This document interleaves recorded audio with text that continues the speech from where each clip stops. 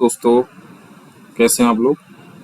देखिए, कोई भी रिसर्च आर्टिकल है उसके बहुत सारे मेन आपके कंपोनेंट होते हैं। जैसे आपका टाइटल हो गया, टाइटल बहुत अच्छा होना चाहिए, अट्रैक्टिव होना चाहिए, है ना। और एब्स्ट्रैक्ट में आपका पूरा बैकग्राउंड क्या है, आपका रिजल्ट्स क्या है, और आपका कंक्लूजन और उसके कीवर्ड्स।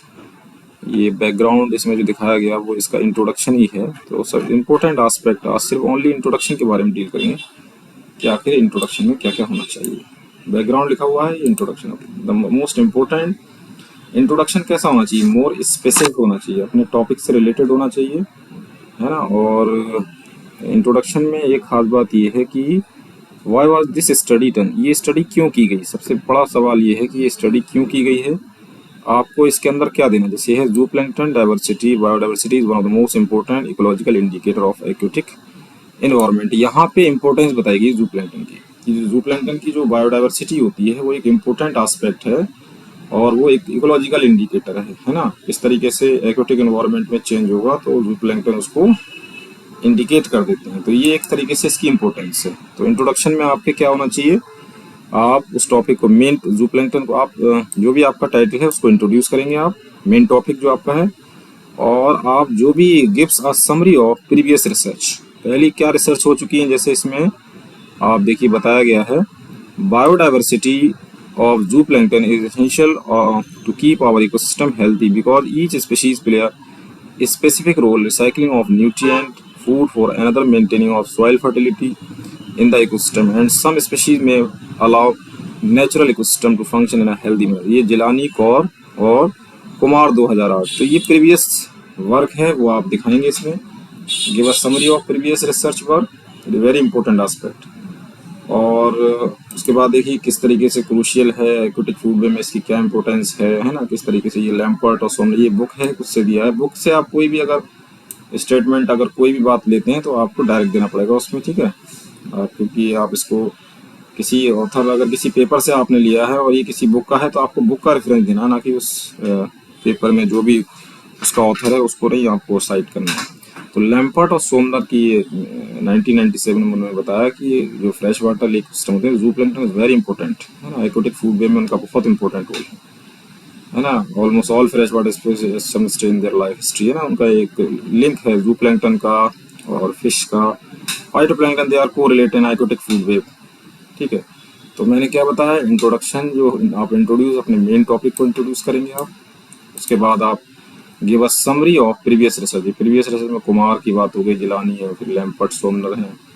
और भी देखिए डिस्कशन हुआ है कि कैसे इन्वायरमेंट का ये, है ना, किस तरीके से जू प्लैंक्टन कम्युनिटी होती है। जो एंथ्रोपोजेनिक एक्टिविटी क्या होती है, जो बाहर से कोई भी आप डिटर्जेंट सब ऐड करते हैं तो ये एंथ्रोपोजेनिक में आता है, ठीक है। जो भी कंटेमिनेशन बाहर से होगा आउटसाइड वो एंथ्रोपोजेनिक में आएगा। तो इसके बारे में किसने बताया है, वेगेनी, मार्गरेटोरा, जापानीज एटॉल, जेफसन एटॉल, कैसिया, चैल्किया, ये सब ने बताया, ठीक है। प्रीवियस रिसर्च वर्क है तो आपको पूरी समरी देनी पड़ेगी प्रीवियस रिसर्च वर्क की in a systematic way. Formulate clear problem to be solve. आपको क्या करना है, आपको ये भी बताना होगा कि किस तरीके से आप जो भी कोई प्रॉब्लम है वो कैसे सॉल्व होगी। तो अगर आप आगे जाते चले जाएंगे तो ये तो पूरा प्रीवियस रिसर्च वर्क का बताया जा रहा है। जूप्लैंड कम्युनिटी स्ट्रक्चर, इस तरीके से कैसे किसी भी लेक की जो केमिस्ट्री है, मोर्फोलॉजी, चेंज कैसे आ जाता है किसी लेक में, पॉन्ड में या फिर रिवर में, ये इन लोगों ने बताया। एलिन वाइटियर, कोफमैन, ना ये अलग अलग, एलिन, जैंग, ली, क्यू, डॉटसन और नॉट 2000, ये प्रीवियस रिसर्च वर्क है। अब देखिए आगे ये भी बताया जा रहा है कि अगर फिजिको केमिकल में चेंज आएगा तो एक्वेटिक सिस्टम क्या होगा, एक करस्पॉन्डिंग चेंज आ जाएगा इसके अंदर, अबंडेंसी में और डाइवर्सिटी में भी चेंज आ सकता है। इसको मॉनिटर करना पड़ेगा आपको, यही बताया जा रहा है। Formulate a clear problem to be solve, आखिरी प्रॉब्लम सॉल्व कैसे होगी, ठीक है। तो उसका भी रेफरेंस आपको देना है कि प्रीवियस जो भी वर्क हुआ है, और बताना है कि आखिर ये हो क्यों रहा है। क्योंकि ह्यूमन पॉपुलेशन तेजी से बढ़ रही है, उसकी वजह से क्या इंडस्ट्रियलाइजेशन हो रहा है, और इंडस्ट्रियलाइजेशन से क्या हो रहा है, वेस्ट का डिस्पोजल हो रहा है। तो ये एक बहुत बड़ी प्रॉब्लम है, इसकी वजह से पॉल्यूशन का स्टेटस बढ़ रहा है, पॉल्यूशन इंक्रीज हो रहा है। प्लैंक्टन डाइवर्सिटी जो होती है वो एक बहुत ही इंपॉर्टेंट पैरामीटर है फ्रेश वाटर में और मरीन वाटर में, ठीक है। और किसी भी कम्युनिटी की स्पीशीज डाइवर्सिटी होती है जो, है ना, अलग अलग स्पीशीज होती है, उनका अलग अलग मोर्फोलॉजी होती है ना। तो ये स्पीशीज के बारे में बता रहे हैं कि रिचनेस बता रहे हैं, टोटल नंबर क्या है, इवननेस बता रहे हैं, सब डिस्कस किया है इन्होंने। उसके बाद एक्सप्लेन द हाइपोथेसिस, आप अपना जो हाइपोथेसिस है उसको एक्सप्लेन करिए और आपका स्टडी का पर्पस क्या है। द मेन इंट्रोडक्शन में आपको ये भी बताना पड़ेगा, explain the main purpose of study. कुछ लास्ट में देखिए बताया गया है, क्या देखते हैं। The species diversity can be measured separately, either richness evenness, ये डाइवर्सिटी इंडेक्सेस है। अब जैसे ये लेक है आपकी, जहाँ भी उद्गम लेक जो है, अब बता रहे हैं द प्रेजेंट स्टडी उद्गम lake is natural habitat lake and slightly attach with north river. किसी रिवर से अटैच है, उससे ये बन गई। रिवर का पानी ही अलग हो जाता तो वो लेक बन जाती है, पॉन्ड बन जाता है ना, उसी का ही पार्ट होता है। Availability and value of fresh water in this lake is important because it provide, इससे बहुत सारा एम्प्लॉयमेंट लोकल फिशरमैन को होता है ना। Main source of livelihood of some very poor community of the area, आसपास के लोग हैं वो फिशिंग कर लेते हैं। Hence current study was undertaken to investigate, क्या देखना है, investigate the impact of seasonal change zoo perennial diversity in perennial.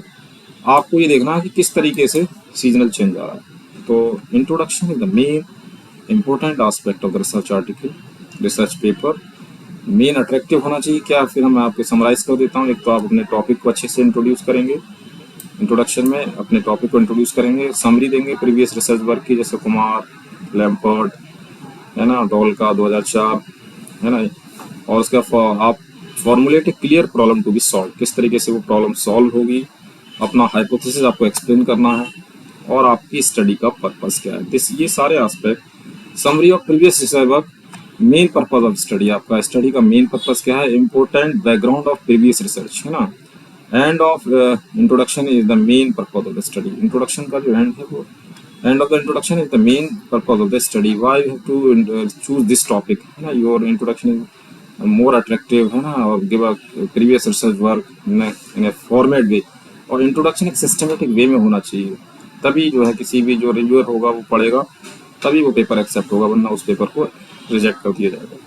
तो it is all about introduction of the research article. मिलते हैं नेक्स्ट वीडियो में। कीप वॉचिंग, शेयरिंग और subscribe.